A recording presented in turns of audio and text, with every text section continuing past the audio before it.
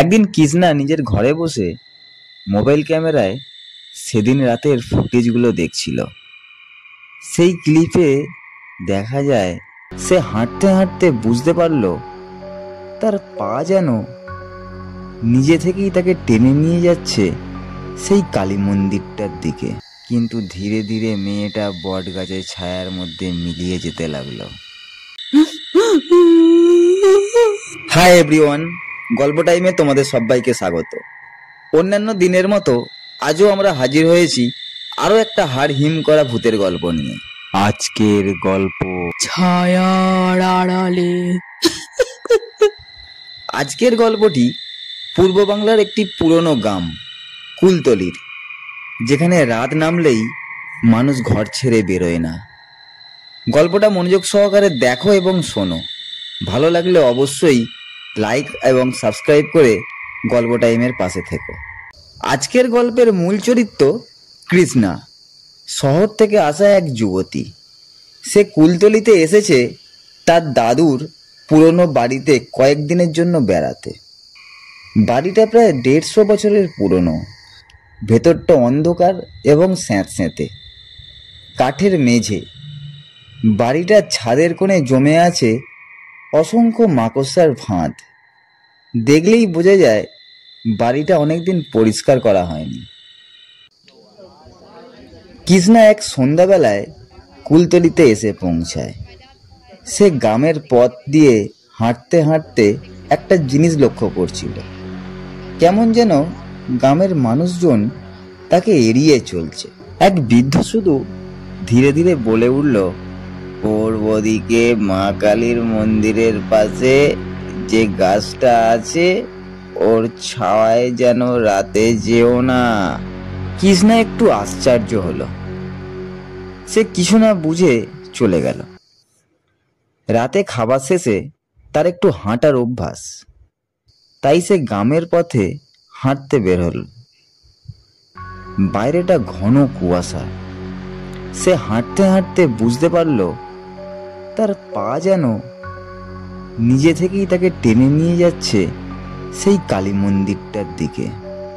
আর তখনই এক বিশাল পুরনো বট গাছের ছায়ায় দাঁড়িয়ে একটা মেয়ের অবয়ব দেখতে পেল। চুল নেমে এসেছে মাটির কাছে, চোখ দেখা যাচ্ছে না, সাদা শাড়ি পরে আছে। কৃষ্ণা ডাকলো, কে ওখানে? কিন্তু ধীরে ধীরে মেয়েটা বট গাছের ছায়ার মধ্যে মিলিয়ে যেতে লাগলো। কৃষ্ণা তাড়াতাড়ি বাড়ি ফিরে দরজা বন্ধ করে শুয়ে পড়ল। কিন্তু সে ঘুমোতে পারল না। সে হঠাৎ দেখল ঘরের কোণে কুয়াশার মধ্যে ভেসে উঠল সেই একই অবয়ব। তার কানে ভেসে এলো এক ফিসফিস শব্দ, ছায়া যেখানে পড়ে আমি সেখানেই জেগে থাকি। তারপরে অবয়বটা মিলিয়ে গেল। রাত গভীর হলো। কৃষ্ণা চোখ বন্ধ করতে পারল না।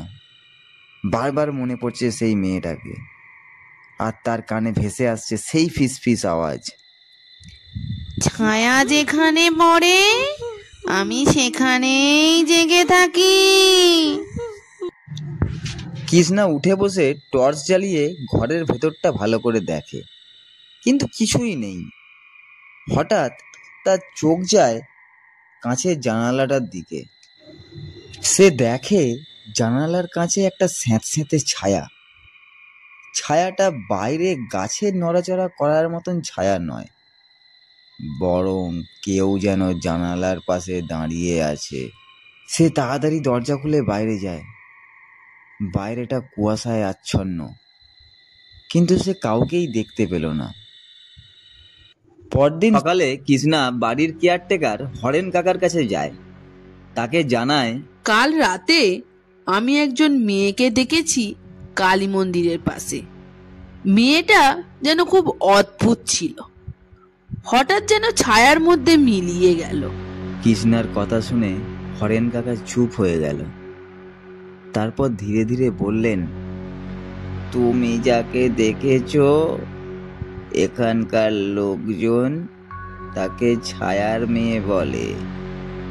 ও ওর নাম মণিমালা। বছর 20 আগে ওর লাশ পাওয়া যায় মন্দিরের পাশে ওই বট গাছের নিচে। তারপর থেকে যেই রাত 12টা ওই ছাওয়ার মধ্যে পড়েছে, কেউ আর ফেরেনি। কৃষ্ণা হতবাক হয়ে গেল, কিন্তু তার মধ্যেও কৌতূহল দানা বাঁধে। সেদিন রাতে কৃষ্ণা মোবাইল রেকর্ডিং অন করে মন্দিরের দিকে যায়। বট গাছের নিচে এসে দাঁড়াতেই চারিদিকটা যেন নিস্তব্ধ হয়ে যায়। হঠাৎ মোবাইল ক্যামেরা স্ক্রিনে কিছু নড়াচড়া করতে দেখা যায়। একটা সাদা ছায়া যেন পিছনে সরে গেল। সে পিছন ঘুরে তাকায়, কিন্তু কেউ নেই। হঠাৎ একটা ফিসফিস শব্দ।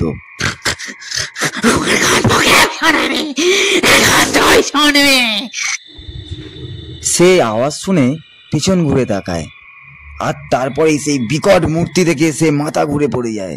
খানিক পরে তার জ্ঞান ফিরলে সে দেখে সে বট গাছের নিচে শুয়ে আছে, এবং সে বুঝতে পারে তার পিছনে যেন কেউ কাঁদছে। সকালে কৃষ্ণা বাড়ি ফিরে আসে, কিন্তু সে এখন অনেক বদলে গেছে। চুপচাপ হয়ে গেছে, মুখে সবসময় একটা যেন চাপা ভয়। হরেন কাকা বুঝতে পারে এটা কৃষ্ণা নয়, কেবল তার শরীরটা মাত্র। একদিন কৃষ্ণা নিজের ঘরে বসে মোবাইল ক্যামেরায় সেদিন রাতের ফুটেজগুলো দেখছিল। সেই ক্লিপে দেখা যায় সে নিজের রেকর্ডিংয়ে নেই। তার জায়গায় একটা সাদা শাড়ি পরা মেয়ে দাঁড়িয়ে, চোখ নেই, মুখ ভেসে আছে কুয়াশার মধ্যে। শুধু রেকর্ডিংয়ের শেষে শোনা যায় এক কষ্টে ভরা কান্না।